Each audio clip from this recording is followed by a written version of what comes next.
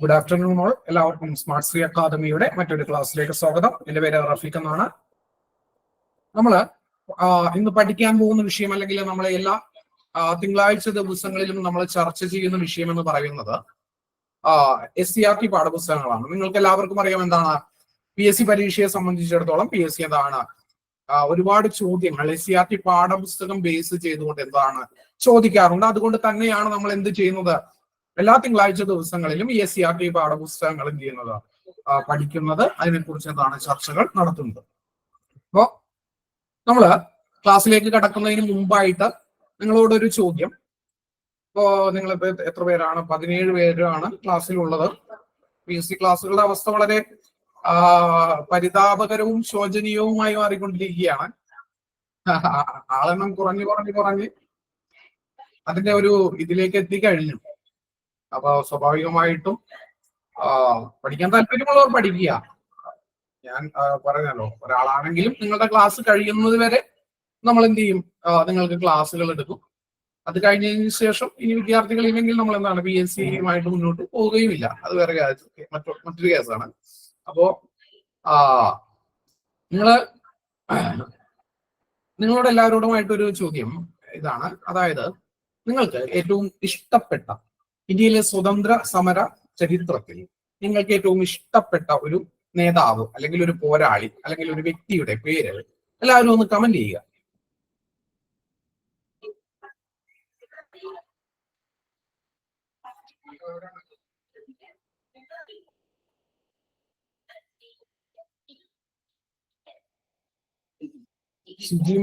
സുഭാഷ് ചന്ദ്രബോസിനെയാണ് ഇഷ്ടം. ഒരാൾ മഹാത്മാഗാന്ധി എന്ന് കമന്റ് ചെയ്തിട്ടുണ്ട്. ഗാന്ധിജി, സുഭാഷ് ചന്ദ്രബോസ്.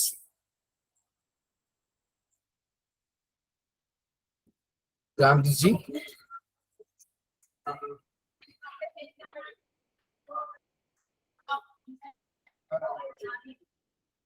മറ്റാർക്കും ആരെയും ഇഷ്ടമല്ല. ഗാന്ധിജി,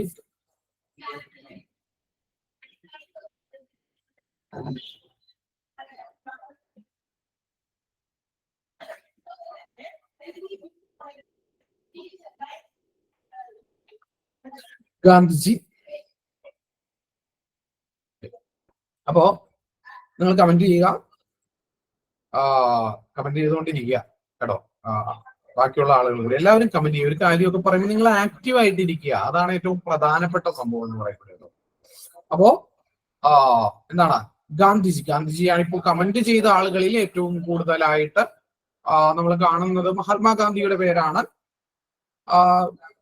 നിങ്ങൾക്കുള്ളൊക്കെ ചരിത്രമൊക്കെ പഠിക്കുന്നത് കൊണ്ട് കുറെ ആളുകൾക്ക് മഹാത്മാഗാന്ധിയാണ് ഇഷ്ടം. എങ്കിലും നമ്മളതൊരു പൊതുസമൂഹത്തിൽ ഇതിന്റെ ഒരു കണക്കെടുത്തു കഴിഞ്ഞാൽ കൂടുതൽ വിപ്ലവകാരികളോടായിരിക്കും എന്താണ് ചെറുപ്പക്കാരായിട്ടുള്ള ആളുകൾക്ക് കൂടുതലായിട്ട് താല്പര്യം. ഇപ്പോ ഭഗത് സിംഗിനെ പോലെയുള്ള, അല്ലെങ്കിൽ എന്താണ് സുഭാഷ് ചന്ദ്രബോസിനെ പോലെയൊക്കെയുള്ള വിപ്ലവകാരികൾ. അപ്പോ ഞാൻ നിങ്ങളോട് പറഞ്ഞു, ഗാന്ധിയൻ സമരമാണ് നമ്മൾ എന്താണ് കഴിഞ്ഞ ക്ലാസ്സിൽ പഠിച്ചത്. അപ്പോ ഈ ഗാന്ധിയൻ സമരം ഞാൻ അതിന്റെ ക്ലാസ് വൈൻഡ് അപ്പ് ചെയ്ത സമയത്ത് ഞാൻ നിങ്ങളോട് പറഞ്ഞു, ഇന്ത്യൻ സ്വാതന്ത്ര്യ സമര ചരിത്രം എന്ന് പറയുന്നത് ഗാന്ധിയൻ സമരങ്ങളുടെ ചരിത്രം മാത്രമല്ല, മറിച്ച് എന്താണ് അതിന് പാരലൽ ആയിക്കൊണ്ട്, അല്ലെങ്കിൽ അതേ കാലഘട്ടത്തിലോ അല്ലെങ്കിൽ അതിനു മുമ്പോ അല്ലെങ്കിൽ അതിനു ശേഷമോ ഒക്കെ എന്താണ് ഒരുപാട് മറ്റു രീതിയിലുള്ള സമരമാർഗങ്ങൾ ഇന്ത്യയിൽ ഉണ്ടായിട്ടുണ്ട് എന്നുള്ളത് പറഞ്ഞുകൊണ്ടാണ് നമ്മൾ എന്ത് ചെയ്തത്, ആ ക്ലാസ് അവസാനിപ്പിച്ചത്. അതിനുശേഷം നമ്മൾ പറഞ്ഞു എന്താണ് നമ്മള് അടുത്ത ക്ലാസ്സിൽ അതിനെ കുറിച്ച് പഠിക്കും എന്നുള്ളത് നമ്മൾ പറഞ്ഞു. അപ്പൊ നമ്മൾ ഇനി അതാണ് പഠിക്കാൻ പോകുന്നത്. ഇനി നമ്മൾ പഠിക്കാൻ പോകുന്ന ഭാഗത്തിന്റെ പേര് തന്നെ നിങ്ങൾ നോക്കുക, വേറിട്ട വഴികൾ എന്നുള്ളതാണ്. നോക്കുക, വേറിട്ട വഴികൾ എന്നുള്ളതാണ് ആ ചാപ്റ്ററിൽ എന്ന് പറയുന്നത്. പേര് തന്നെ എന്താണ്, വേറിട്ട വഴികൾ എന്നുള്ളതാണ്. നോക്കുക, പൊതുജന വികാരം അതിന്റെ പാരമ്യത്തിൽ എത്തി നിൽക്കുമ്പോൾ പിന്മാറ്റത്തിന്റെ കാഹളം പുറപ്പെടുവിക്കുന്നത് ഒരു ദേശീയ ദുരന്തത്തിൽ കുറഞ്ഞ് മറ്റൊന്നുമല്ല. മഹാത്മയുടെ പ്രധാന കൂട്ടാളികളായിട്ടുള്ള ദേശബന്ധു CR ദാസ്, മോത്തിലാൽ നെഹ്റു, ലാലാ ലജ്പത് റായ്, പിന്നെ ഞാനും ജയിലിൽ വെച്ച് പൊതുജനങ്ങളുടെ പ്രതിഷേധത്തിനോടൊപ്പം ചേർന്നു. മഹാത്മാഗാന്ധിയുടെ ഈ പിന്മാറ്റത്തിൽ ദുഃഖിതനും രോക്ഷാകുലനുമായിട്ടാണ് ദേശബന്ധുവിനെ ഞാൻ ജയിലിൽ വെച്ച് കണ്ടത്. സുഭാഷ് ചന്ദ്രബോസിന്റെ ഒരു റൈറ്റപ്പ് ആണ്. അതായത് ഞാൻ നിങ്ങളോട് പറഞ്ഞു എന്താണ്, മഹാത്മാഗാന്ധി എന്ത് ചെയ്തു, ചൗരി ചൗര സംഭവത്തെ തുടർന്നുകൊണ്ട്, അതൊരു ഒറ്റപ്പെട്ട ഒരു ഇൻസിഡന്റ് ആയിരുന്നു ചൗരി ചൗര സംഭവം എന്ന് പറഞ്ഞുകൊണ്ട്, ആ ഒരു ഒറ്റപ്പെട്ട ഇൻസിഡന്റിനെ ബേസ് ചെയ്തുകൊണ്ട് മഹാത്മാഗാന്ധി എന്ത് ചെയ്തു, അന്ന് ഇന്ത്യയിൽ നടന്ന ബ്രിട്ടീഷുകാർക്കെതിരെ നടന്നുകൊണ്ടിരിക്കുന്ന ഏറ്റവും വളരെ ശക്തമായ ഒരു ദേശീയ സമരത്തെ, എന്താണ്, അതായത് നിസ്സഹരണ സമരത്തെ ഗാന്ധിജി എന്താണ്, ജനങ്ങൾക്ക് പക്വത എത്തിയിട്ടില്ല എന്ന് കാരണം പറഞ്ഞുകൊണ്ട് എന്ത് ചെയ്തു, പിൻവലിച്ചു.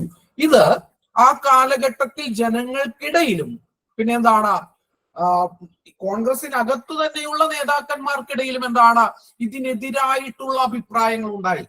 ഈ കാലഘട്ടത്തിലാണ് കോൺഗ്രസിന്റെ അകത്ത് നിന്ന് തന്നെ എന്താണ് മറ്റു പല സംഘടനകൾ രൂപം കൊള്ളുന്നതൊക്കെ ഈ കാലഘട്ടത്താണ്. അപ്പോ ഈ നിസ്സഹരണ പ്രസ്ഥാനം പിൻവലിക്കുന്നതോടുകൂടി ചെറുപ്പക്കാരായിട്ട് ഈ എന്താണ് ഗാന്ധിജിയുടെ ആഹ്വാനം എന്താണ് കേട്ടുകൊണ്ട് ഈ സമരരംഗത്തേക്ക് ഇറങ്ങി പുറപ്പെട്ട ചെറുപ്പക്കാരായിട്ടുള്ള ഒരുപാട് ആളുകൾക്ക് എന്താണ് അവരുടെ ദിശാബോധം നഷ്ടപ്പെട്ടു. അവർക്ക് ഇനി എന്ത് ചെയ്യണം എന്ന് അറിയാത്ത ഒരു ഉണ്ടായി. പലർക്കും എന്താണ് ഈ ഗാന്ധിജിയുടെ ഈ തീരുമാനത്തോട് വളരെയേറെ അതൃപ്തി ഉണ്ടായി. അപ്പോ അവിടെയാണ് റെവല്യൂഷണറി ടെററിസം എന്ന് പറയുന്നത് അതിന്റെ രണ്ടാം ഘട്ടത്തിൽ ഇന്ത്യയിൽ ആരംഭിക്കുന്നത് ഗാന്ധിജിയുടെ ഈ പറയുന്ന നിസ്സഹരണ സമരത്തിന്റെ പിൻവലിക്കലോടുകൂടിയാണ്. നിങ്ങളിൽ പല ആളുകൾക്കും പുതിയ ആളുകളാണെങ്കിൽ നിങ്ങൾക്ക് ആ ക്ലാസ്സുകൾ കിട്ടും. ഞാൻ റെക്കോർഡിംഗ് ക്ലാസ് ആയിട്ട് എടുത്തിട്ടുള്ളതാണ്.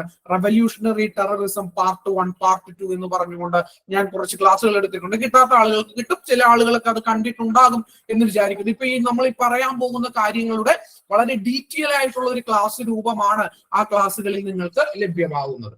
അപ്പോ നിങ്ങൾക്ക് അത് കിട്ടുന്ന മുറയ്ക്ക് നിങ്ങൾ അത് കൂടുതൽ ഡീറ്റെയിൽ ആയിട്ട് പഠിക്കും. ഇപ്പൊ നമ്മൾ SCRT പാഠപുസ്തകം ബേസ് ചെയ്തുകൊണ്ടുള്ള കാര്യങ്ങൾ മാത്രമാണ് ഇവിടെ പഠിക്കുവാനായിട്ട് പോകുന്നത്. നോക്കുക, ചൗരി ചൗര സംഭവത്തെ തുടർന്നുകൊണ്ട് ഗാന്ധിജി നിസ്സഹരണ സമരം പിൻവലിച്ചതിനെതിരായി സുഭാഷ് ചന്ദ്രബോസ് പറഞ്ഞ വാക്കുകളാണ് മുകളിൽ കൊടുത്തിട്ടുള്ളത്. ഇത്തരത്തിൽ ഗാന്ധിയൻ സമര രീതികളിൽ നിന്നും ആശയങ്ങളിൽ നിന്നും വ്യത്യസ്തമായിട്ടുള്ള കാഴ്ചപ്പാടുണ്ടായിരുന്ന പ്രസ്ഥാനങ്ങളും വ്യക്തികളും ഇന്ത്യയുടെ ദേശീയ സമരത്തിൽ നിർണായകമായിട്ടുള്ള പങ്ക് വഹിച്ചിട്ടുണ്ട്. അത് നമുക്ക് വിസ്മരിക്കാൻ കഴിയില്ല. ഞാൻ പറഞ്ഞതാണ് എന്താണ് ഗാന്ധിയൻ സമര രീതി മാത്രമല്ല ഇന്ത്യൻ സ്വാതന്ത്ര്യ സമരത്തിന്റെ സമര രീതി എന്ന് പറയുന്നത്. അതിലെന്താണ് ഒരുപാട് വൈവിധ്യങ്ങൾ കൂടി ചേർന്ന എന്താണ് ഒരു ദേശീയ സമരമായിരുന്നു ഇന്ത്യയിൽ നടന്നത്. അപ്പോ സ്വാഭാവികമായിട്ടും ഗാന്ധിയൻ ആശയങ്ങളോട് എന്താണ് എതിർപ്പുള്ള ആളുകൾ ഉണ്ടാവും. അങ്ങനെയുള്ള ആളുകളും എന്ത് ചെയ്തിട്ടുണ്ട്, ഇന്ത്യയിൽ സമരങ്ങൾ നടത്തിയിട്ടുണ്ട് ബ്രിട്ടീഷുകാർക്കെതിരെ.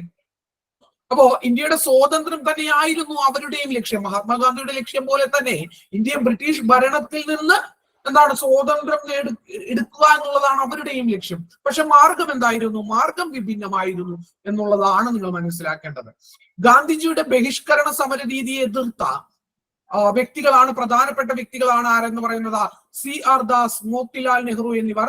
ഇവർ 1923 സ്വരാജ് പാർട്ടിക്ക് രൂപം നൽകിയതാണ് സ്വരാജ് പാർട്ടി. അപ്പോ ആരാണ് സ്വരാജ് പാർട്ടിക്ക് രൂപം നൽകിയതെന്ന് ചോദിച്ചാൽ നമ്മൾ പറയേണ്ട ഉത്തരം ആരാണ്, രണ്ട് വ്യക്തികളാണ്. ഒന്നെന്ന് പറയുന്നത് എന്താണ് CR ദാസ്, എന്താണ് CR ദാസ് എന്നത്. അദ്ദേഹത്തിന് വിളിക്കുന്ന മറ്റൊരു പേര് എന്താണ് ദേശബന്ധു CR ദാസ്, ചിത്ത രഞ്ജൻ ദാസ് എന്നാണ് അദ്ദേഹത്തിന്റെ പേര്. CR ദാസ് അദ്ദേഹത്തിനെ വിളിക്കുന്ന മറ്റൊരാണ് എന്താണ് ദേശബന്ധു എന്നറിയപ്പെടുന്നു. മോത്തിലാൽ നെഹ്റുവും കൂടി ചേർന്ന 1923 ഏത് പാർട്ടിക്കാണ് രൂപം നൽകിയത്, സ്വരാജ് പാർട്ടിക്ക് രൂപം നൽകി.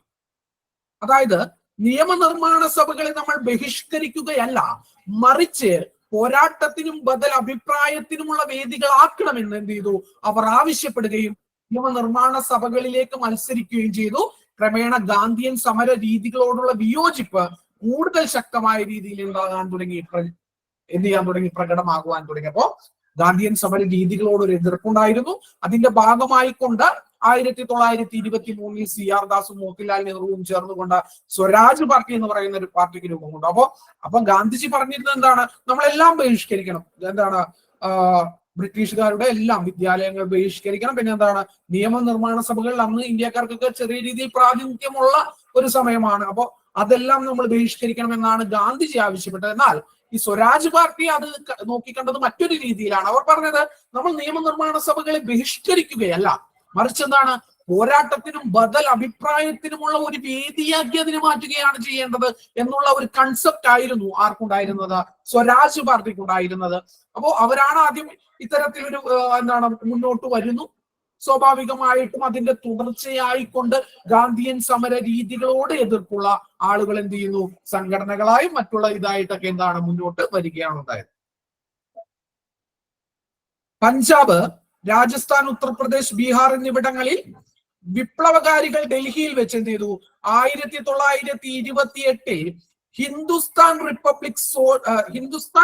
സോഷ്യലിസ്റ്റ് റിപ്പബ്ലിക് അസോസിയേഷൻ എന്ന് പറയുന്ന ഒരു സംഘടനയ്ക്ക് രൂപം നൽകി. എന്താണ് സംഘടനയുടെ പേര്? Hindustan socialist Republican association, HSRA എന്നാണ് പറയുന്നത്. ഹിന്ദുസ്ഥാൻ സോഷ്യലിസ്റ്റ് റിപ്പബ്ലിക്കൻ അസോസിയേഷൻ രൂപം കൊണ്ട വർഷം എന്നാണ്? രൂപം കൊണ്ടത് 1928-ലാണ്. 1928-ലാണ്. അതിന് നേതൃത്വം വഹിച്ച പ്രധാനപ്പെട്ട നേതാക്കന്മാരാണ്, നിങ്ങൾക്കറിയാവുന്ന ആളുകളാണ് എല്ലാവരും. ആരാണ്? ഭഗത് സിംഗ്, ചന്ദ്രശേഖർ ആസാദ്, രാജ്ഗുരു, സുഖദേവ് സിംഗ് തുടങ്ങിയവരായിരുന്നു ഇതിന് നേതൃത്വം നൽകിയത്. അപ്പൊ ഞാനൊരു ചോദ്യം ചോദിക്കുകയാണ് നിങ്ങളോട്. ഒരു ചോദ്യം വരികയാണ്. ഹിന്ദുസ്ഥാൻ റിപ്പബ്ലിക്കൻ അസോസിയേഷൻ രൂപീകരിച്ചത് ആരാണ് എന്നുള്ള ഒരു ചോദ്യം വന്നാൽ നിങ്ങൾ അതിൽ ആരുടെ പേര് ഉത്തരമായിട്ട് എഴുതും? ഓപ്ഷനില് ഈ പറയുന്ന പേരുകളിൽ ഇപ്പോ ചന്ദ്രശേഖർ ആസാദ് മാത്രമുള്ളൂ. ബാക്കി ഓപ്ഷനിലുള്ള പേരുകളൊക്കെ മറ്റു പല പേരുകളാണ്. എങ്കിൽ നിങ്ങൾ ആ ചോദ്യത്തിന്റെ ഉത്തരം നിങ്ങൾ എന്തായിരിക്കും എഴുതുക?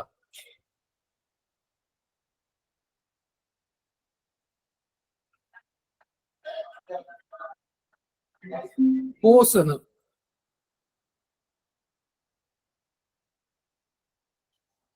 ചോദ്യം നിങ്ങൾക്ക് മനസ്സിലായോ? ഹിന്ദുസ്ഥാൻ റിപ്പബ്ലിക്കൻ അസോസിയേഷൻ രൂപീകരിച്ചത് ആര് എന്നുള്ളതാണ് എന്റെ ചോദ്യം. നിങ്ങൾക്ക് ആർക്കെങ്കിലും അറിയാമോ ഹിന്ദുസ്ഥാൻ റിപ്പബ്ലിക്കൻ അസോസിയേഷൻ രൂപീകരിച്ചത് ആര്? അറിയുമെങ്കിൽ അറിയുമെന്ന് പറയൂ. ഭഗത് സിംഗ്. നിങ്ങൾ നോക്കുക, ഞാൻ പറഞ്ഞത് ഹിന്ദുസ്ഥാൻ റിപ്പബ്ലിക്കൻ അസോസിയേഷൻ എന്നാണ്. ഹിന്ദുസ്ഥാൻ സോഷ്യലിസ്റ്റ് റിപ്പബ്ലിക് അസോസിയേഷനും ഹിന്ദുസ്ഥാൻ റിപ്പബ്ലിക് അസോസിയേഷനും രണ്ട് സംഘടനയാണ്. പക്ഷെ ഈ ഹിന്ദുസ്ഥാൻ റിപ്പബ്ലിക് അസോസിയേഷന്റെ ഒരു തുടർച്ചയായിരുന്നു ഹിന്ദുസ്ഥാൻ സോഷ്യലിസ്റ്റ് റിപ്പബ്ലിക് അസോസിയേഷൻ. 1924 ഈ പറയുന്ന ഹിന്ദുസ്ഥാൻ റിപ്പബ്ലിക് അസോസിയേഷൻ എന്ന് പറയുന്ന ഒരു വിപ്ലവ സംഘടന ഇന്ത്യയിൽ ഉണ്ടാകുന്നത്. അതിന് നേതൃത്വം കൊടുത്ത രണ്ട് വ്യക്തികളിൽ ഒരാള് രാംപ്രസാദ് ബിസ്മിൽ എന്ന് പറയുന്ന ഒരു വ്യക്തിയും പിന്നെ സച്ചീന്ദ്രനാഥ് സന്യാൽ എന്ന് പറയുന്ന മറ്റൊരു വ്യക്തിയുമാണ്. ആരെല്ലാമാണ്? ഒന്ന് രാംപ്രസാദ് ബിസ്മിലും രണ്ടാമത്തേത് സച്ചീന്ദ്രനാഥ് സന്യാലും. പിന്നീട് ഈ സംഘടന തന്നെ പൊടിതട്ടി മറ്റൊരു രൂപത്തിൽ സോഷ്യലിസവും കൂടി അതിന്റെ ഭാഗമായിട്ട് വരുന്നതാണ് 1928 എന്തെന്ന് പറയുന്നത് ഹിന്ദുസ്ഥാൻ സോഷ്യലിസ്റ്റ്.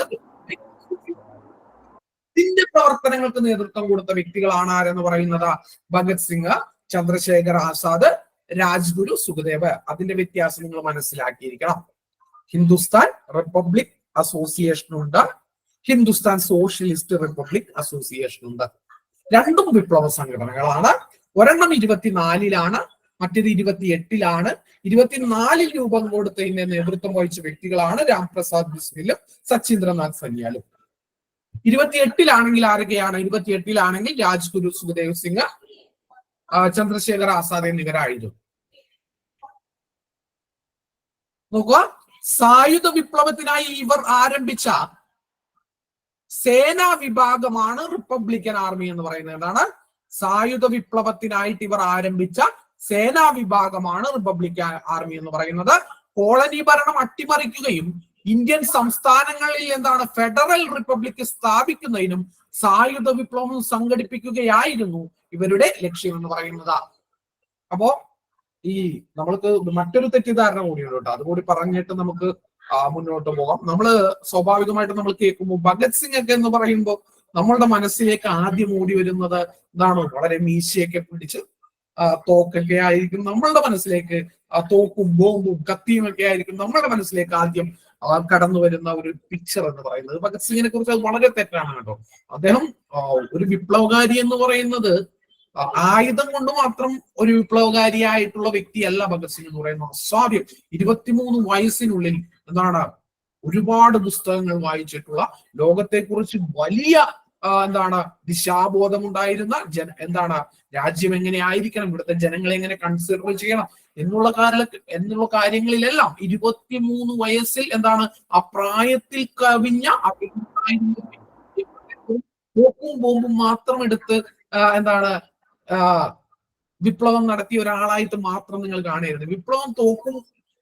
വിപ്ലവം എന്ന് പറയുമ്പോൾ നമുക്ക് എന്താണ് തോക്ക്, കത്തി എന്ന് മാത്രമല്ല, അതിൽ അറിവുണ്ട്. അറിവ് വലിയൊരു പ്രധാനപ്പെട്ട സംഭവമാണ് വിപ്ലവ പ്രവർത്തനങ്ങളിൽ. പലരും തെറ്റിദ്ധരിക്കുന്ന ഒരു കാര്യമുണ്ട്, വിപ്ലവ പ്രവർത്തനത്തിന് തോക്കും കത്തിയും മാത്രം മതി, അറിവിന് ഇനി പ്രാധാന്യമില്ല.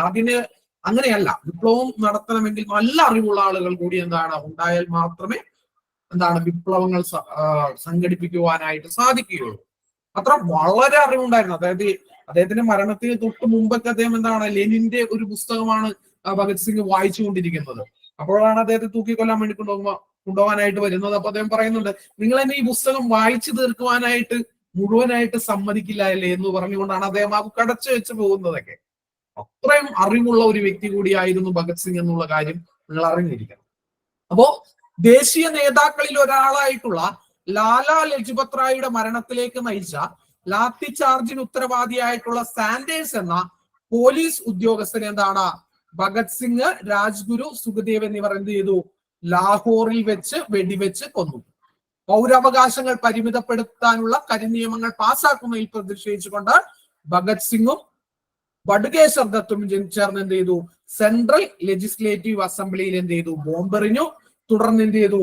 ഇവർ അറസ്റ്റ് വരിച്ചു. 1931 മാർച്ച് 23 ഭഗത് സിംഗിനെയും സുഖദേവിനെയും രാജ്ഗുരുവിനെയും ബ്രിട്ടീഷുകാർ എന്ത് ചെയ്തു? ബ്രിട്ടീഷ് സർക്കാർ തൂക്കിലേറ്റി.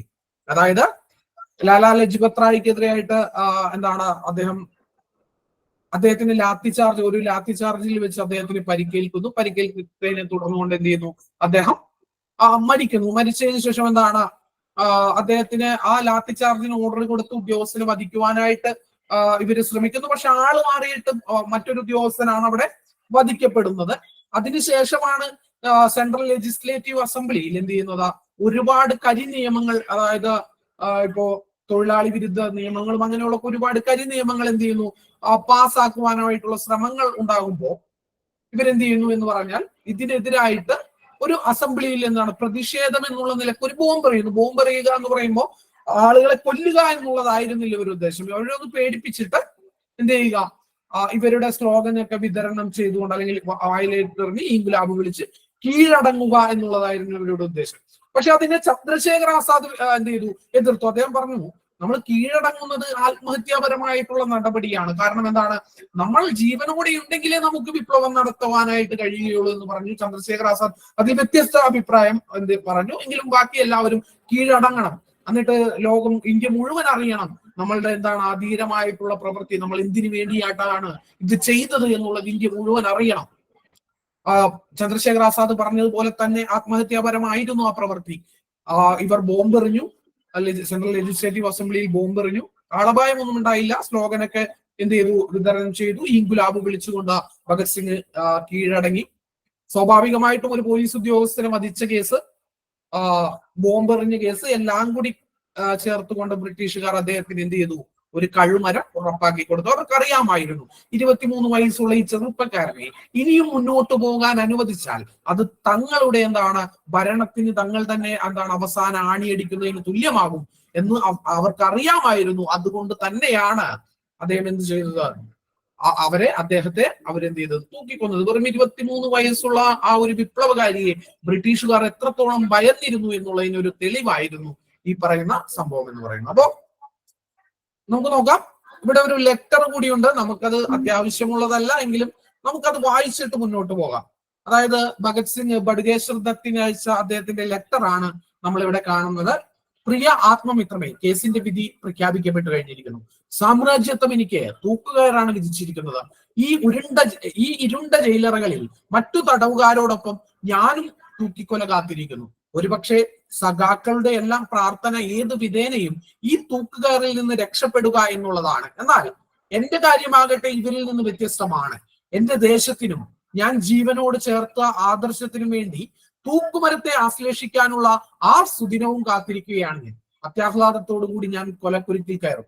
ധീരദേശാഭിമാനികൾ ഒരു ദേശത്തിന് വേണ്ടി എങ്ങനെയാണ് തങ്ങളുടെ പ്രാണൻ വെടിയുന്നത് എന്നത് ഞാൻ ലോകത്തിന് കാണിച്ചു കൊടുക്കും. വധശിക്ഷയാണല്ലോ എനിക്ക് വിധിച്ചിരിക്കുന്നത്. എന്നാൽ എന്നിൽ നിന്നും തികച്ചും വിഭിന്നമായി നിങ്ങൾക്ക് എന്താണ്? ജീവപര്യന്തം നാടുകടത്തലിനുള്ള ശിക്ഷയാണ് കിട്ടിയിരിക്കുന്നത്. അപ്പോഴും നിങ്ങൾ ജീവിക്കും. ജീവിതം അപ്രകാരം തുടരുമ്പോൾ നിങ്ങൾ ലോകത്തിന് പറഞ്ഞു കൊടുക്കേണ്ടത് സമരവിപ്ലവകാരികൾ തങ്ങളുടെ ആദർശങ്ങൾക്ക് വേണ്ടി മരിക്കുവാൻ തയ്യാറാകുക മാത്രമല്ല ചെയ്യുന്നത്, ഏത് ആപദ്ഘട്ടത്തെയും തലയുയർത്തി പിടിച്ച് നേരിടുവാൻ തയ്യാറാണ് എന്നതാണ്. മൃത്യു ലൗകിക പ്രയാസങ്ങളിൽ നിന്ന് ഒളിച്ചോടാനുള്ള ഒരു വഴിയാകരുത്. കൊലക്കയറിൽ നിന്ന് ഇറങ്ങി നടക്കാൻ കഴിഞ്ഞ വിപ്ലവ സഖാക്കൾ ജീവിക്കുകയും തങ്ങൾ കൊലമരത്തിലേറാൻ ഉത്സുകരാണെന്ന് മാത്രമല്ല, കൊഴുത്ത ഇരുട്ടിന്റെ ജയിൽ ഭിത്തികൾക്കുള്ളിൽ കിടന്ന അതിക്രൂരമായ പീഡനങ്ങൾ പോലും സഹിക്കുകയും ചെയ്യുമെന്ന് ലോകത്തിന് പറഞ്ഞു കൊടുക്കണം. ഇതാണ് ബഡുകേശ്വർ ദത്തിന് ഈ പറയുന്ന ഭഗത് സിംഗ് അയച്ച അദ്ദേഹത്തിന്റെ കത്ത് എന്ന് പറയുന്നത്. അപ്പോ ഈ പറയുന്ന ബഡുകേശ്വർ ദത്ത് എന്ന് പറയുന്നത് നമ്മൾ പറഞ്ഞു എന്താണ്? ബഡുകേശ്വർ ദത്തും ഈ പറയുന്ന ഭഗത് സിംഗും ചേർന്നുകൊണ്ടാണ് സെൻട്രൽ ലെജിസ്ലേറ്റീവ് അസംബ്ലിയിൽ ബോംബെറിയുന്നത്. അതിൽ ഭഗത് സിംഗിനെ തൂക്കിക്കൊല്ലാൻ വിധിച്ചു. ബഡുകേശ്വർ ദത്തിന് എന്താണ്? ജീവപര്യന്തം നാടുകടത്തലായിരുന്നു അദ്ദേഹത്തിന് കിട്ടിയ ശിക്ഷ. അപ്പൊ അദ്ദേഹത്തിന് ഇദ്ദേഹം അയക്കുന്ന ഒരു ലെറ്റർ ആണ് നമ്മൾ എന്ത് ചെയ്യുന്നത് ഇവിടെ നമ്മളിപ്പോ വായിച്ചത്. അപ്പോ ഇതുപോലെ തന്നെ ഭഗത് സിംഗിന്റെ ഒപ്പം തന്നെ നമ്മൾ അറിഞ്ഞിരിക്കേണ്ട മറ്റൊരു പേരുണ്ട്. എന്താണ്? ജതീന്ദ്രനാഥ് ദാസ് എന്ന് പറയുന്ന മറ്റൊരു വിപ്ലവകാരി. അതായത് ഭഗത് സിംഗിന്റെ ഒക്കെ ഒപ്പം ആ സമയത്ത് എന്താണ് ജയിലിൽ കിടക്കുകയും അവിടെ ഇവരൊരു നിരാഹാരം സമരം അനുഷ്ഠിക്കുകയും ആ നിരാഹാര സമരം അനുഷ്ഠിച്ച് മരണപ്പെടുകയും ചെയ്ത മറ്റൊരു രക്തസാക്ഷിയാണ് ജതീന്ദ്രനാഥ് ദാസ് എന്ന് പറയുന്നത്.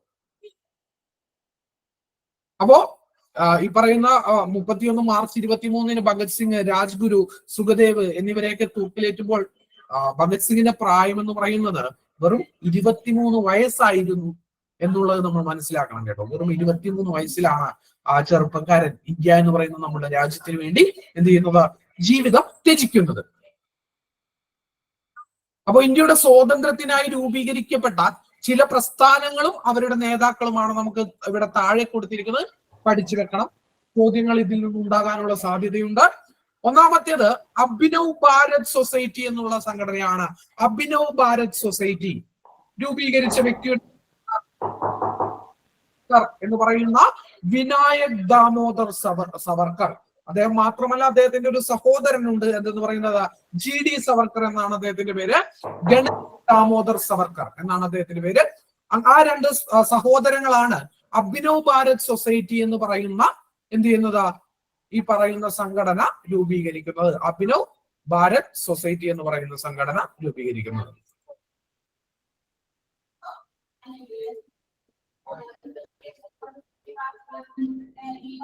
ആയിരത്തി 1904 കേട്ടോ ഈ സംഘടന രൂപീകരിക്കപ്പെടുന്നത്.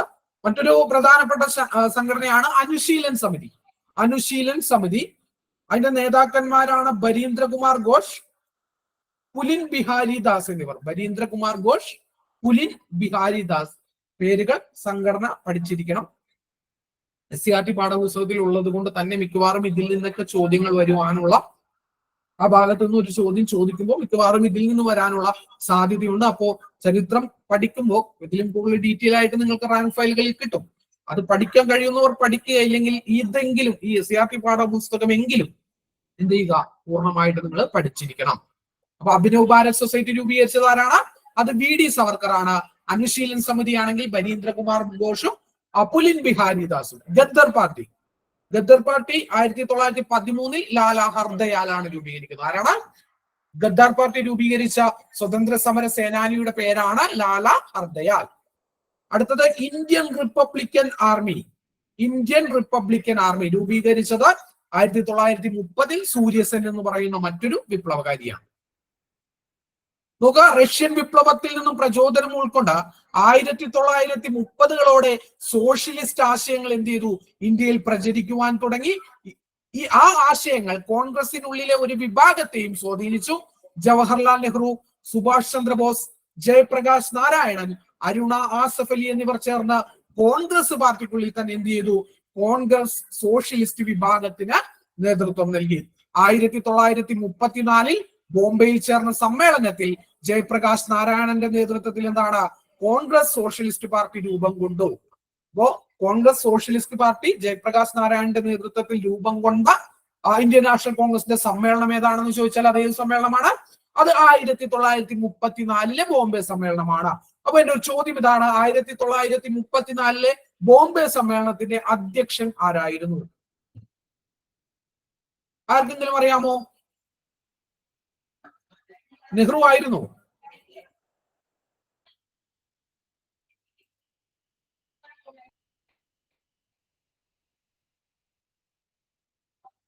നെഹ്റു ആയിരുന്നു? അറിയില്ല. രാജേന്ദ്ര പ്രസാദ് ആയിരുന്നു കേട്ടോ. രാജേന്ദ്ര പ്രസാദ് ആയിരുന്നു ഈ പറയുന്ന കോൺഗ്രസ് സമ്മേളനത്തിന്റെ അധ്യക്ഷൻ എന്ന് പറയുന്നത്. 1934 ബോംബെയിലാണ് സമ്മേളനം നടന്നത്. അവിടെ വെച്ച് ജയപ്രകാശ് നാരായണന്റെ നേതൃത്വത്തിൽ എന്താണ് ഇന്ത്യൻ കോൺഗ്രസ് സോഷ്യലിസ്റ്റ് പാർട്ടി എന്ന് പറയുന്നത് രൂപം കൊണ്ടു. ക്വിറ്റ് ഇന്ത്യ സമര കാലഘട്ടത്തിൽ കോൺഗ്രസ് സോഷ്യലിസ്റ്റ് പാർട്ടി പ്രവർത്തകർ എന്തായിരുന്നു? വളരെ സജീവരായിരുന്നു. ഗാന്ധിജി അടക്കമുള്ള കോൺഗ്രസിന്റെ മുൻനിര നേതാക്കന്മാരെല്ലാം അറസ്റ്റിലായപ്പോൾ ഒളിവിൽ നിന്നുകൊണ്ട് സമരത്തിന് ശക്തമായ പിന്തുണ നൽകിയത് ആരെല്ലാമാണ്? ജയപ്രകാശ് നാരായണനും അരുണ ആസഫ് അലിയുമാണ്. അതുകൊണ്ടാണ് നമ്മൾ അരുണ ആസഫ് അലിയെ എന്തെന്ന് വിളിക്കുന്നത്?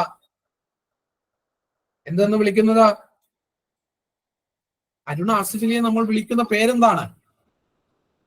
നിങ്ങൾ ആരും ഇതൊന്നും കേട്ടിട്ടില്ല, എങ്ങും വായിച്ചിട്ടൊന്നുമില്ലേ?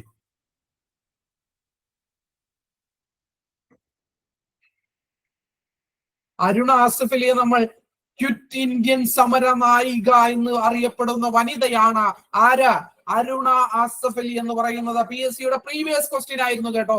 ക്വിറ്റ് ഇന്ത്യൻ സമര നായിക എന്നറിയപ്പെടുന്ന വനിത ആരാണ് എന്ന് ചോദിച്ചാൽ അതിന്റെ ഉത്തരമാണ് ആരെന്ന് പറയുന്നത്?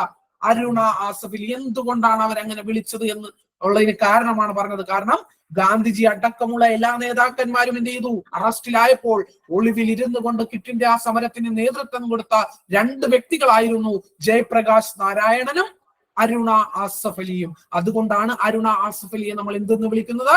ക്വിറ്റ് ഇന്ത്യൻ സമര നായിക എന്ന് വിളിക്കുന്നത്. ഗാന്ധിയൻ സമര രീതികളോട് പല ഘട്ടങ്ങളിലും വിയോജിപ്പ് പ്രകടിപ്പിച്ച ആളായിരുന്നു ആരാ? സുഭാഷ് ചന്ദ്രബോസ്. കോൺഗ്രസ് വിട്ട ശേഷം അദ്ദേഹം എന്ത് ചെയ്തു? ഫോർവേഡ് ബ്ലോക്ക് എന്ന് പറയുന്ന ഒരു സംഘടന രൂപീകരിച്ചു. 1939 ആ സംഘടന രൂപീകരിക്കുന്നത്. പിന്നീട് ഇന്ത്യൻ സ്വാതന്ത്ര്യ സമരത്തിനായി റഷ് ബിഹാരി ബോസ് രൂപീകരിച്ച ഇന്ത്യൻ നാഷണൽ ആർമി എന്ന് പറയുന്ന സംഘടനയുടെ എന്താണ് നേതൃത്വം അദ്ദേഹം ഏറ്റെടുത്തു.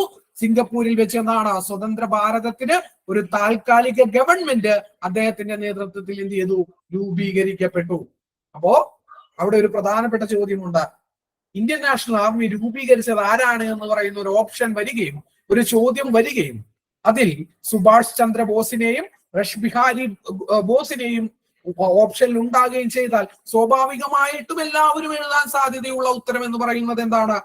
സുഭാഷ് ചന്ദ്രബോസ് ആയിരിക്കും. പക്ഷെ അല്ല, റഷ് ബിഹാരി ബോസ് ആണ്. ഇപ്പൊ അത് നിങ്ങൾക്ക് പലർക്കും പരിചിതമാണ് എങ്കിലും ഒരു കാലഘട്ടത്തിൽ ഈ ചോദ്യം PSCയുടെ ഒരു റാങ്ക് മേക്കിംഗ് ക്വസ്റ്റ്യൻ ആയിരുന്നു. ഒരുപാട് വർഷങ്ങൾക്ക് മുമ്പ് നടന്ന ഒരു പരീക്ഷയിൽ ഇത് എന്തായിരുന്നു? ഒരു റാങ്ക് മേക്കിംഗ് ക്വസ്റ്റ്യൻ ആയിരുന്നു. ഞാനൊക്കെ എഴുതിയ ഒരു പരീക്ഷയിൽ ഒരു റാങ്ക് മേക്കിംഗ് ക്വസ്റ്റ്യൻ ആയിരുന്നു ഈ റഷ് ബിഹാരി ബോസ് എന്ന് പറയുന്ന ചോദ്യം. അപ്പൊ ബ്രിട്ടീഷുകാർ ഇന്ത്യൻ മണ്ണിൽ നിന്ന് തൂത്തെറിയുന്നതിനുള്ള സമരം നടത്തുക എന്നതായിരുന്നു താൽക്കാലിക ഗവൺമെന്റിന്റെ പ്രധാന ചുമതല. ഇന്ത്യൻ നാഷണൽ ആർമിയുടെ വനിതാ വിഭാഗമായിട്ടുള്ള ഝാൻസി റാണി റെജിമെന്റ് രൂപീകരിച്ചു. ഇതിന്റെ ചുമതലയുള്ള മലയാളിയായിട്ടുള്ള വനിതയായിരുന്നു ആരെന്ന് പറയുന്നത്? ക്യാപ്റ്റൻ ലക്ഷ്മി എന്ന് പറയുന്നത്. ജപ്പാന്റെ സഹായത്തോടെ സുഭാഷ് ചന്ദ്രബോസിന്റെ നേതൃത്വത്തിലുള്ള ഇന്ത്യൻ നാഷണൽ ആർമി ഇന്ത്യയുടെ എന്താണ് വടക്കു കിഴക്കൻ അതിർത്തി വരെ എത്തുകയും ഇംഫാലിൽ ദേശീയ പതാക ഉയർത്തുകയും ചെയ്തു. ഇന്ത്യയിലെ കമ്മ്യൂണിസ്റ്റ് പാർട്ടി അടക്കമുള്ള പാർട്ടികൾ എല്ലാവരും എന്തായിരുന്നു ആ കാലഘട്ടത്ത് ഇന്ത്യൻ നാഷണൽ ആർമിക്കും സുഭാഷ് ചന്ദ്രബോസിന്റെ ആ പ്രവർത്തനത്തിനും എന്തായിരുന്നു? എതിരായിരുന്നു. കാരണമായിട്ട് അവർ പറഞ്ഞത്, അല്ലെങ്കിൽ അവരുടെ ജസ്റ്റിഫിക്കേഷൻ എന്ന് പറയുന്നത്, ഒരു വശത്ത് അത് അവരുടെ ജസ്റ്റിഫിക്കേഷൻ അവരെ സംബന്ധിച്ച് ശരിയുമായിരുന്നു. കാരണം സുഭാഷ് ചന്ദ്രബോസ് അന്ന് സഹായങ്ങൾ സ്വീകരിച്ചിരുന്നത് ആരിൽ നിന്നായിരുന്നു എന്ന് പറഞ്ഞാൽ ജപ്പാൻ, ജർമ്മനി, ഹിറ്റ്ലറിന്റെ കയ്യിൽ നിന്നൊക്കെ ആയിരുന്നു എന്ത് ചെയ്തിരുന്നത്, ഈ പറയുന്ന സഹായങ്ങൾ സ്വീകരിച്ചിരുന്നത്. അതുകൊണ്ടാണ് ഇന്ത്യയിലെ കമ്മ്യൂണിസ്റ്റ് പ്രസ്ഥാനം ഉൾപ്പെടെയുള്ള പ്രസ്ഥാനങ്ങൾ അന്ന് സുഭാഷ് ചന്ദ്രബോസിന്റെ ഈ പ്രവൃത്തിയെ എതിർത്തിരുന്നത്. അടുത്ത മറ്റൊരു പ്രധാനപ്പെട്ട പേരാണ് വാഞ്ചി അയ്യർ എന്ന് പറയുന്നത്. ദക്ഷിണേന്ത്യയിലെ തമിഴ്നാട്ടിലുള്ള ഒരു വിപ്ലവകാരിയാണ്. അതായത് ബ്രിട്ടനിലെ ജോർജ് അഞ്ചാമൻ രാജാവിനെ ഇന്ത്യയിലേക്ക് വന്നാൽ തന്നെ ഞങ്ങൾ തട്ടിക്കളയുമെന്ന് കത്തെഴുതിയ ഒരു വ്യക്തിയാണ് ഈ വാഞ്ചിനാഥ അയ്യർ എന്ന് പറയുന്നത്. ഇന്ത്യൻ സ്വാതന്ത്ര്യ സമരത്തിലെ ദക്ഷിണേന്ത്യയിലെ ആദ്യത്തെ രക്തസാക്ഷിയാണ് വാഞ്ചി അയ്യർ. ജനകീയ പ്രക്ഷോഭങ്ങൾ നിഷ്ഠൂരമായിട്ട് അടിച്ചമർത്തിയിരുന്ന തിരുനെൽവേലിയിലെ ജില്ലാ കളക്ടറായിരുന്ന റോബർട്ട് വില്യം ഡെസ്കോട്ട് ആഷയെ 1911 ജൂലൈ 17 തമിഴ്നാട്ടിലെ മണിയാച്ചി റെയിൽവേ സ്റ്റേഷനിൽ വെച്ച് അദ്ദേഹം എന്ത് ചെയ്തു, വെടിവെച്ച് കൊന്നു. ബ്രിട്ടീഷുകാർക്ക് പിടികൊടുക്കാതെ ആ പ്ലാറ്റ്ഫോമിൽ വെച്ച് തന്നെ അദ്ദേഹം എന്ത് ചെയ്തു, ആത്മഹൂതി ചെയ്തു, സ്വയം വെടിവെച്ച് മരിക്കുകയാണ് അദ്ദേഹം ചെയ്തത്. അതായത് ഇന്ത്യയിൽ നടന്ന സ്വാതന്ത്ര്യ സമരങ്ങളെ, അപ്പൊ നമ്മള് ആ സമയത്ത് ഗാന്ധിയൻ സമരങ്ങളൊക്കെ നമ്മളുടെ പല പ്രതിഷേധങ്ങളും ഇന്ത്യയിൽ എന്ത് ചെയ്യുന്നുണ്ട്, ആ കാലഘട്ടത്തിൽ നടക്കുന്നുണ്ട്. അതായത് അക്രമാസക്തമായിട്ടൊന്നുമല്ല, അല്ലാതെയും ഈ സമരങ്ങൾ ഇവര് നേരിടുന്ന, ബ്രിട്ടീഷുകാർ നേരിടുന്ന രീതി എന്ന് പറയുന്നത് വളരെ കായികപരമായിട്ടാണ് നേരിടുന്നത്. അപ്പൊ വിപ്ലവകാരികൾ എന്ത് ചെയ്യും, ഇങ്ങനെ കായികപരമായിട്ട് നേരിടാൻ ഉത്തരവ് കൊടുക്കും ഉദ്യോഗസ്ഥരെ വധിക്കുക എന്നുള്ളത് നമ്മളുടെ ഇന്ത്യയിലുള്ള വിപ്ലവകാരികളുടെ ഒരു രീതിയായിരുന്നു. അതുകൊണ്ട് തന്നെയാണ് ഇത്തരം സമരങ്ങളെ നിഷ്ഠൂരമായിട്ട് അടിച്ചമർത്താൻ ഉത്തരവ് കൊടുത്തിരുന്ന തമിഴ്നാട്ടിലുള്ള തിരുനെൽവേലി ജില്ലയിൽ ജില്ലാ കളക്ടറായിരുന്നു റോബർട്ട് വില്യം ഡെസ്കോട്ട് ആഷെ എന്ന് പറയുന്നത്.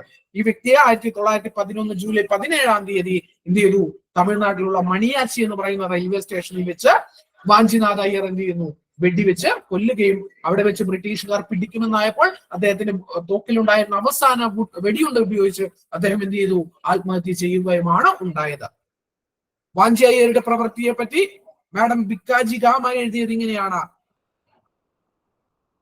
വാഞ്ചി ഉതിർത്ത വെടിയുണ്ടകൾ നൂറ്റാണ്ടുകളായി അടിമത്തത്തിലായിരുന്ന ഒരു രാജ്യത്തെ ഗാഠനിദ്രയിൽ നിന്നും ഉണർത്തി.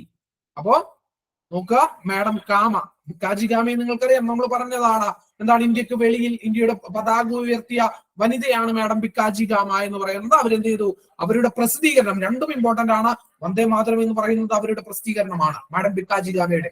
അപ്പോ വാഞ്ചിനാഥ അയ്യരുടെ ഈ ഇൻസിഡന്റിന് ശേഷം അതിനെക്കുറിച്ച് മാഡം ബിക്കാജി ഗാമ എഴുതിയത്, വന്ദേ മാതരം എന്ന് പറയുന്ന അവരുടെ പ്രസിദ്ധീകരണത്തിൽ എഴുതിയത് ഇങ്ങനെയാണ്. അതായത് വാഞ്ചി ഉതിർത്ത വെടിയുണ്ടകൾ നൂറ്റാണ്ടുകളായി അടിമത്തത്തിലായിരുന്ന ഒരു രാജ്യത്തെ അതിന്റെ ഗാഠനിദ്രയിൽ നിന്ന് ഉയർത്തി എന്നാണ് ആ സംഭവത്തെ ആര് വിശേഷിപ്പിച്ചത്, മാഡം ബിക്കാജി ഗാമ വിശേഷിപ്പിച്ചത്. ഈ മണിയാച്ചി എന്ന് പറയുന്നത് ഇന്ന് അത്യാവശ്യം ഒരു വലിയ റെയിൽവേ സ്റ്റേഷനാണ്, ഒരു റെയിൽവേ ജംഗ്ഷനാണ് മണിയാച്ചി എന്ന് പറയുന്നത്. ഈ പറയുന്ന വാഞ്ചിനാഥ അയ്യരോടുള്ള ബഹുമാന സൂചകമായി കൊണ്ട് നമ്മളിന്ന് ആ റെയിൽവേ സ്റ്റേഷനെ വിളിക്കുന്നത് വാഞ്ചി മണിയാച്ചി റെയിൽവേ ജംഗ്ഷൻ എന്നാണ്. വാഞ്ചി മണിയാച്ചി റെയിൽവേ ജംഗ്ഷൻ എന്നാണ് നമ്മൾ ആ റെയിൽവേ സ്റ്റേഷനിൽ നിന്ന് വിളിക്കുന്നത്. നോക്കുക, തൊഴിലാളി കർഷക പ്രസ്ഥാനങ്ങൾ. റഷ്യൻ വിപ്ലവത്തെ തുടർന്ന് സോഷ്യലിസ്റ്റ് ആശയങ്ങളുടെ സ്വാധീനം ഇന്ത്യയിൽ തൊഴിലാളി പ്രസ്ഥാനങ്ങൾ രൂപീകരിക്കുന്നതിനിടയായി. ആദ്യകാലത്ത് ഇന്ത്യയിൽ രൂപീകരിക്കപ്പെട്ട തൊഴിലാളി പ്രസ്ഥാനങ്ങൾ എന്ന് പറയുന്നത് Ahmedabad textiles association, Madras labour union. ഇനി 1920 NM ജോഷി, ലാലാ ലജ്പത് റായ് എന്നിവർ മുൻകൈ എടുത്തുകൊണ്ട് അഖിലേന്ത്യാ ട്രേഡ് യൂണിയൻ കോൺഗ്രസ് AITUC എന്ന് പറയുന്ന സംഘടന രൂപീകരിച്ചു. ഇന്ത്യയിൽ നിലവിലുള്ളതിൽ ഏറ്റവും പഴക്കമുള്ള സംഘടനയാണ്, ഏറ്റവും പഴക്കമുള്ള ട്രേഡ് യൂണിയൻ ആണ് ഏതെന്ന് പറയുന്നത് AITUC എന്ന് പറയുന്നത്. ഇന്ന് അത് CPI എന്ന് പറയുന്ന പൊളിറ്റിക്കൽ പാർട്ടിയുടെ തൊഴിലാളി സംഘടനയാണ് AITUC എന്ന് പറയുന്നത്. All India trade union Congress അല്ലെങ്കിൽ അഖിലേന്ത്യാ ട്രേഡ് യൂണിയൻ കോൺഗ്രസ് എന്നാണ് അതിന്റെ മുഴുവനായിട്ടുള്ള നാമം. 1920 രൂപീകരിക്കുന്നത്. രൂപീകരിച്ച വ്യക്തികൾ ആരെല്ലാമാണ്? NM ജോഷിയും ലാലാ ലജ്പത് റായിയും. ആരൊക്കെയാണ്? NM ജോഷിയും ലാലാ ലജ്പത് റായിയും. പഠിക്കണം, ഇമ്പോർട്ടന്റ് ആണ്, PSC ചോദിച്ചിട്ടുണ്ട്, അതുകൊണ്ടാണ് പറയുന്നത്. ഈ സംഘടനയുടെ പ്രധാനപ്പെട്ട ലക്ഷ്യങ്ങൾ ഇവയായിരുന്നു. ഒന്ന്, തൊഴിലാളി വർഗം എന്നുള്ള നിലയിൽ സംഘടിക്കുകയും പ്രവർത്തിക്കുകയും ചെയ്യുക. ഇന്ത്യൻ തൊഴിലാളി വർഗം രാജ്യത്തിന് പുറത്തുള്ള തൊഴിലാളി വർഗവുമായിട്ട് എന്ത് ചെയ്യുക, ചേർന്ന് പ്രവർത്തിക്കുക, സ്വാതന്ത്ര്യത്തിന് വേണ്ടിയിട്ടുള്ള പോരാട്ടത്തിൽ എന്ത് ചെയ്യുക, സജീവമായിട്ടുള്ള പങ്ക് വഹിക്കുക. ബ്രിട്ടീഷുകാരുടെ നികുതി നയങ്ങളും ജമീന്ദാർമാരുടെ ചൂഷണങ്ങളും കാർഷിക ഉൽപ്പന്നങ്ങൾക്കുണ്ടായ വിലയിടിവും കർഷകരുടെ ഇടയിൽ എന്താണ് കൂട്ടായ്മകളുടെ ആവശ്യകത ബോധ്യപ്പെടുത്തി. ഇത് കർഷക പ്രസ്ഥാനങ്ങളുടെ രൂപീകരണത്തിന് കാരണമായി. NG രംഗ അടക്കമുള്ള കർഷക നേതാക്കളുടെ ശ്രമഫലമായിട്ട് എന്ത് ചെയ്തു, ലാഹോറിൽ വെച്ച് അഖിലേന്ത്യാ കിസാൻ സഭ കോൺഗ്രസ് എന്ത് ചെയ്തു, സ്ഥാപിതമായി. പിൽക്കാലത്ത് അഖിലേന്ത്യൻ കിസാൻ സഭ എന്ന പേര് ഇത് എന്ത് ചെയ്തു, സ്വീകരിക്കുകയും ചെയ്തു. ബോംബെയിലെ അഖിലേന്ത്യൻ കിസാൻ സമിതി സമ്മേളനത്തിൽ വെച്ച് കർഷകരുടെ ആവശ്യങ്ങൾ ഉൾക്കൊള്ളിച്ചുകൊണ്ട് ഒരു കിസാൻ മാനിഫെസ്റ്റോ ഒക്കെ രൂപം നൽകി. ഇതിൽ ഉൾപ്പെടുത്തിയിരുന്ന ചില ആവശ്യങ്ങൾ ഇതാണ്: ഭൂനികുതിയും പാട്ടവും 50% കുറയ്ക്കുക, കടങ്ങൾ മരവിപ്പിക്കുക, ഫ്യൂഡൽ നികുതികൾ റദ്ദാക്കുക, കർഷക തൊഴിലാളികൾക്ക് മിനിമം വേതനം നൽകുക, കർഷക യൂണിയനുകൾ എന്ത് ചെയ്യുക, അംഗീകരിക്കുക. കർഷകരുടെയും തൊഴിലാളികളുടെയും ഒത്തുചേരലും പ്രതിഷേധവും ഇന്ത്യൻ ദേശീയ പ്രസ്ഥാനത്തിന് എന്ത് ചെയ്തു, ഉണർവേകി. ബ്രിട്ടീഷുകാരുടെ സാമ്രാജ്യത്വ നയങ്ങളെയും ഇന്ത്യയിൽ നിലനിന്ന ഫ്യൂഡൽ വ്യവസ്ഥയെയും എന്ത് ചെയ്തു, ഒരുപോലെ എതിർത്ത തൊഴിലാളികളുടെയും കർഷകരുടെയും നിലപാടുകൾ ഇന്ത്യയുടെ വിവിധ സ്ഥലങ്ങളിൽ എന്താണ് കലാപങ്ങൾക്കും സമരങ്ങൾക്കും എന്ത് ചെയ്തു, വഴിതെളിച്ചു. തേബാഗ സമരം ബംഗാളിലാണ് നടന്നത്. തെലങ്കാന സമരം എവിടെയായിരുന്നു, ആന്ധ്രാപ്രദേശിൽ. നാവിക കലാപം എന്ന് പറയുന്നത് എന്താണ്, ബോംബെയിലാണ് നടന്നത്. ഇനി സ്വാതന്ത്ര്യത്തിലേക്ക്, അതായത് വിപ്ലവങ്ങളെ കുറിച്ച് കഴിഞ്ഞു, നമ്മൾ സ്വതന്ത്രത്തിലേക്ക് എന്താണ് കടക്കുകയാണ്. ഈ ഭാഗം കൂടി കഴിയുന്നതോടുകൂടി എന്താണ്, ഈ ചാപ്റ്റർ കഴിയും. അതിനുശേഷം നമുക്ക് എന്ത് ചെയ്യാം, അതിനുശേഷം നമുക്ക് അടുത്ത ചാപ്റ്റർ തുടങ്ങണം. അത് ഇന്ന് നമ്മൾ എന്ത് ചെയ്യില്ല, തുടങ്ങില്ല. അടുത്ത ചാപ്റ്റർ നമ്മൾ എന്താണ്, അടുത്ത ക്ലാസ്സിലായിരിക്കും നമ്മൾ എന്ത് ചെയ്യുക, ആരംഭിക്കുക. അടുത്ത ക്ലാസ്സിൽ എന്ന് പറഞ്ഞാൽ ഈ ബുക്ക് ഏകദേശം എന്താണ് തീർന്നു. ഇപ്പോ നമ്മൾ സോഷ്യൽ സയൻസ് പാർട്ട് 1 ആണ് പഠിച്ചുകൊണ്ടിരിക്കുന്നത് 10ാം ക്ലാസ്സിൽ. ഇനി നമ്മൾ എന്താണ്, പാർട്ട് 2 രണ്ടാമതൊരു ബുക്ക് കൂടിയുണ്ട്. നമ്മൾ രണ്ടാമത് ആ ബുക്കിലേക്ക് എന്താണ് അടുത്ത ദിവസം പുതിയ ക്ലാസ് ആയിട്ട് നമ്മൾ എന്ത് ചെയ്യും, തുടങ്ങും.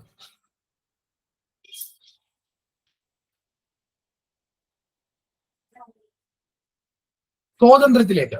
2ാം ലോകയുദ്ധം ലോകത്താകമാനം സാമ്രാജ്യത്വത്തിന്റെ തകർച്ചയ്ക്ക് കാരണമായി. നമ്മളത് പറഞ്ഞതാണ്. 1ാം ലോക മഹായുദ്ധവും 2ാം ലോക മഹായുദ്ധവും പറഞ്ഞപ്പോൾ 2ാം ലോക മഹായുദ്ധത്തിന്റെ അവസാനത്തിൽ ബ്രിട്ടൻ എന്ന് പറയുന്ന ശക്തി ക്ഷയിക്കുകയും അവിടെ അമേരിക്ക എന്ന് പറയുന്ന പുതിയ ഒരു ആഗോള ശക്തി ഉദയം ചെയ്യുകയും ചെയ്തു എന്ന് നമ്മൾ പഠിച്ചു. ആ സമയത്ത് തന്നെ ബ്രിട്ടന്റെ ശക്തി ക്ഷയിക്കാനുണ്ടായ പ്രധാനപ്പെട്ട കാരണം എന്ന് പറയുന്നത് എന്തായിട്ടാണ് നമ്മൾ പഠിച്ചത്, കോളനികളിൽ സ്വാതന്ത്ര്യ സമരങ്ങൾ എന്ത് ചെയ്തു, ശക്തമായി. ബ്രിട്ടനിൽ പല കോളനികളും എന്ത് ചെയ്തു, നഷ്ടപ്പെട്ടു. അതുകൊണ്ടൊക്കെയാണ് ബ്രിട്ടൻ എന്ന് പറയുന്ന രാജ്യത്തിന് എന്ത് ചെയ്തത്, ശക്തി ക്ഷയിച്ചത്. അപ്പോ 2ാം ലോക മഹായുദ്ധത്തിന് ശേഷം സാമ്രാജ്യത്വത്തിന്റെ തകർച്ചയ്ക്ക് കാരണമായി. ബ്രിട്ടൻ സാമ്പത്തികമായി ദുർബലമാവുകയും അതുവഴി കോളനികൾ നിലനിർത്താനുള്ള ശേഷി നഷ്ടപ്പെടുകയും ചെയ്തു. ഏഷ്യയിലും ആഫ്രിക്കയിലും സ്വാതന്ത്ര്യ സമരങ്ങൾ എന്ത് ചെയ്തു, ശക്തിപ്പെട്ടു. ലോകത്തെ വൻ ശക്തിയായി എന്ത് ചെയ്തു. ഇതേ സമയത്ത് തന്നെ അമേരിക്കയും സോവിയറ്റ് യൂണിയനും എന്ത് ചെയ്തു, ലോകത്ത് വൻ ശക്തിയായിട്ട് ഉയർന്നു വന്നു. അവർ ഉയർന്നു വരിക മാത്രമല്ല ചെയ്തത്, ഇവർ കോളനി എന്ന് പറയുന്ന ആ ഒരു സംവിധാനത്തിനെതിരായിട്ട് ലോകത്ത് ശബ്ദം കൊടുക്കുകയും ചെയ്തു. അപ്പൊ നിങ്ങൾക്കറിയാം, അമേരിക്ക ഒരു കോളനി ആയിരുന്നു. കോളനി ആയിട്ട് അതിൽ നിന്ന് സ്വാതന്ത്ര്യം നേടിയ രാജ്യമാണ്. സ്വാഭാവികമായിട്ട് അവര് ലോകശക്തിയായിട്ട് വന്നപ്പോ അവരെന്ത് ചെയ്തു, ഈ കോളനി വൽക്കരണത്തിനെതിരായിട്ട് ഇവരും സോവിയറ്റ് യൂണിയനും ഒക്കെ നിലപാടെടുത്തു.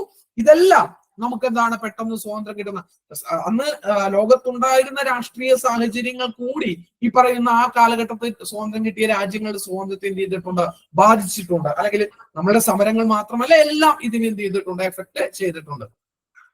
ഇന്ത്യക്ക് സ്വാതന്ത്ര്യം നൽകാൻ ബ്രിട്ടനെ നിർബന്ധിതമാക്കി. ഇന്ത്യയോട് അനുഭാവം പുലർത്തിയിരുന്ന ക്ലെമന്റ് ആറ്റ്ലിയുടെ നേതൃത്വത്തിൽ ലേബർ പാർട്ടി ബ്രിട്ടനിൽ അധികാരത്തിൽ വന്നു. അപ്പോ അതിനു മുമ്പ് വരെ ഉണ്ടായിരുന്നത് ചർച്ചിലിന്റെ പാർട്ടിയാണ്. ചർച്ചിൽ ഇന്ത്യക്കാരോട് വളരെ നല്ല, ബ്രിട്ടനെ സംബന്ധിച്ച് ഹെവി നേതാവാണ് കേട്ടോ. ബ്രിട്ടൻ 2ാം ലോക മഹായുദ്ധത്തിൽ തകർന്ന് തരിപ്പണമായിട്ട് നിൽക്കുമ്പോൾ അദ്ദേഹത്തിന്റെ ഒരു സ്പീച്ച് ഉണ്ട്. ആ സ്പീച്ചിൽ നഷ്ടപ്പെട്ട ജനതയുടെ എന്താണ് ആ പറയുന്ന ആവേശം തിരിച്ചു പിടിച്ച പ്രധാനമന്ത്രിയാണ് വിൻസ്റ്റൺ ചർച്ചിൽ എന്ന് പറയുന്നത്. അദ്ദേഹം തന്നെയാണ് ഗാന്ധിജി അർദ്ധനഗ്നനായ ഫക്കീർ എന്ന് കളിയാക്കി വിളിച്ചതും ഇതേ വിൻസ്റ്റൺ ചർച്ചിലാണ്. അദ്ദേഹത്തിന്റെ രാജ്യത്തെ സംബന്ധിച്ച് അദ്ദേഹം വലിയ നേതാവാണ്, ഇല്ലെന്നല്ല ഞാൻ പറയുന്നത്. പക്ഷെ അദ്ദേഹത്തിന് ഇന്ത്യക്കാരോട് എന്തായിരുന്നു? പുച്ഛമായിരുന്നു. ഇന്ത്യക്ക് സ്വാതന്ത്ര്യം കൊടുക്കുന്നതിനോട് അദ്ദേഹത്തിന് തീരെ താല്പര്യമുണ്ടായിരുന്നില്ല. അതുകൊണ്ട് നമ്മൾ സ്വാതന്ത്ര്യം കൂടുതൽ വൈകിയത്. അതിനുശേഷം നമ്മളോട് അനുഭാവപൂർണമായ നിലപാട് സ്വീകരിച്ച ക്ലെമന്റ് ആറ്റ്ലിയുടെ നേതൃത്വത്തിൽ എന്താണ് ലേബർ പാർട്ടി ബ്രിട്ടനിൽ അധികാരത്തിൽ വന്നു. അത് നമ്മുടെ സ്വാതന്ത്ര്യം നമുക്ക് പെട്ടെന്ന് കിട്ടുന്നതിന് എന്താണ് എളുപ്പമാക്കി. എന്നാൽ മുഹമ്മദ് അലി ജിന്നയുടെ നേതൃത്വത്തിൽ സർവ്വേന്ത്യ ലീഗ് പാകിസ്ഥാൻ എന്ന് പറയുന്ന പ്രത്യേക രാജ്യം ആവശ്യപ്പെട്ടു. തുടർന്ന് ഈ പ്രശ്നം പരിഹരിച്ച് ഇന്ത്യക്ക് സ്വാതന്ത്ര്യം നൽകുവാനായിട്ടാണ് മൗണ്ട് ബാറ്റൻ പ്രഭുവിനെ ഇന്ത്യയിലേക്ക് വൈസ്രോയി ആയിട്ട് നിയമിച്ചത്. ഇന്ത്യയെ വിഭജിക്കാതെ അധികാര മാറ്റം സാധ്യമല്ലെന്ന് വാദിച്ച മൗണ്ട് ബാറ്റൻ അതിനുവേണ്ടി മൗണ്ട് ബാറ്റൻ പദ്ധതി നടപ്പിലാക്കി. മുസ്ലിങ്ങൾക്ക് ഭൂരിപക്ഷമുള്ള പ്രദേശത്ത് അവർ ആഗ്രഹിക്കുകയാണെങ്കിൽ ഒരു പ്രത്യേക രാജ്യം അനുവദിക്കേണ്ടതാണ്. പഞ്ചാബും ബംഗാളും രണ്ടായി വിഭജിക്കേണ്ടതാണ്. വടക്കു പടിഞ്ഞാറൻ അതിർത്തി സംസ്ഥാനം പാകിസ്ഥാനിൽ ചേർക്കണമോ വേണ്ടയോ എന്ന് എന്താണ് ഹിതപരിശോധനയിലൂടെ തീരുമാനിക്കാവുന്നതാണ്. ബംഗാളിലെയും പഞ്ചാബിലെയും ഹിന്ദു മുസ്ലിം സംസ്ഥാനങ്ങളുടെ അതിർത്തി നിർണയിക്കുന്നതിന് അദ്ദേഹം ഒരു അതിർത്തി നിർണയ കമ്മീഷനെ നിയമിക്കുകയും ചെയ്തു. കോൺഗ്രസ് സർവേന്ത്യ ലീഗും ഈ പദ്ധതി അംഗീകരിച്ചു. എന്നാൽ ഖാൻ അബ്ദുൽ ഗാഫർ ഖാനെ പോലെയുള്ള ദേശീയവാദികൾ ഇതിനെ എതിർത്തു. എന്നാൽ 1947 ജൂലൈയിൽ ബ്രിട്ടീഷ് പാർലമെന്റ് ഇന്ത്യൻ സ്വാതന്ത്ര്യ നിയമം അഥവാ ഇന്ത്യൻ ഇൻഡിപെൻഡന്റ് ആക്ട് പാസാക്കി. ബ്രിട്ടീഷുകാർ ഇന്ത്യക്കാർക്ക് വേണ്ടി നിർമ്മിച്ച ആദ്യത്തെ നിയമം ഏതാണെന്ന് ആർക്കെങ്കിലും അറിയാമോ? ബ്രിട്ടീഷുകാർ ഇന്ത്യക്കാർക്ക് വേണ്ടി നിർമ്മിച്ച ആദ്യത്തെ നിയമം. അടി ഷിജിന് 935 ഇന്ത്യക്കാർക്ക് വേണ്ടി ആദ്യമായിട്ട് ബ്രിട്ടീഷ് പാർലമെന്റ് ഒരു നിയമം നിർമ്മിക്കുന്നത്.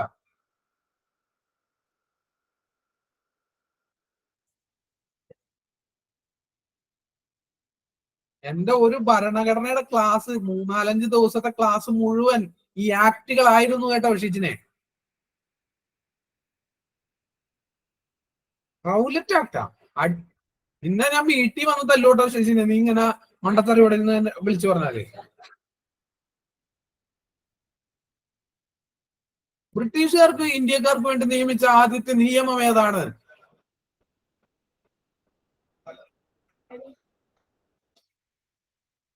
അറിയൂലങ്ങ പോയി ബുക്ക് എടുത്ത് നോക്കട്ടെ, നോട്ടിലുണ്ട്, പഠിക്ക്. അവസാനത്തെ നിയമമാണ് ഇന്ത്യക്കാർക്ക് വേണ്ടി ബ്രിട്ടീഷ് ഗവൺമെന്റ് പാസാക്കിയ അവസാനത്തെ നിയമമാണ് ഇന്ത്യൻ ഇൻഡിപെൻഡൻസ് ആക്ട്. ആദ്യത്തെ നിയമം അറിയാത്തവര് പോയിട്ട് പഠിച്ചിട്ട് വാട്ടാ. അങ്ങനെ ഇന്ത്യ പാകിസ്ഥാൻ എന്ന് പറയുന്ന 2 രാജ്യങ്ങൾ എന്ത് ചെയ്തു? സ്വതന്ത്ര രാജ്യങ്ങൾ നിലവിൽ വന്നു. സ്വതന്ത്ര ഇന്ത്യയുടെ ആദ്യത്തെ പ്രധാനമന്ത്രിയായിട്ട് ജവഹർലാൽ നെഹ്റു സത്യപ്രതിജ്ഞ ചെയ്ത് അധികാരമേറ്റു. ഇന്ത്യയുടെ സ്വാതന്ത്ര്യ സമരം എന്താണ്? ബഹുജന ദേശീയ സമരമായിട്ട് മാറി എന്നുള്ള കാര്യങ്ങളാണ് നമ്മൾ ഇവിടെ ചർച്ച ചെയ്തത്. ഗാന്ധിയൻ ആശയ സമര രീതികൾ ഇതിൽ എന്ത് ചെയ്തു? പ്രധാന പങ്ക് വഹിച്ചു. ഗാന്ധിയൻ രീതിയിൽ നിന്ന് വ്യത്യസ്തമായിട്ടുള്ള സമരമാർഗങ്ങൾ ഈ കാലഘട്ടത്തിൽ സാക്ഷ്യം വഹിച്ചു. ഇത്തരത്തിൽ വ്യത്യസ്ത ധാരയിൽ എന്താണ് ശക്തി പ്രാപിച്ച ദേശീയ പ്രസ്ഥാനത്തിന്റെ ഫലമായിട്ടാണ് 1947 ഓഗസ്റ്റ് 15 ഇന്ത്യക്ക് 1773 ഇപ്പൊ നിനക്ക് കിട്ടിയ ഏത് നിയമം?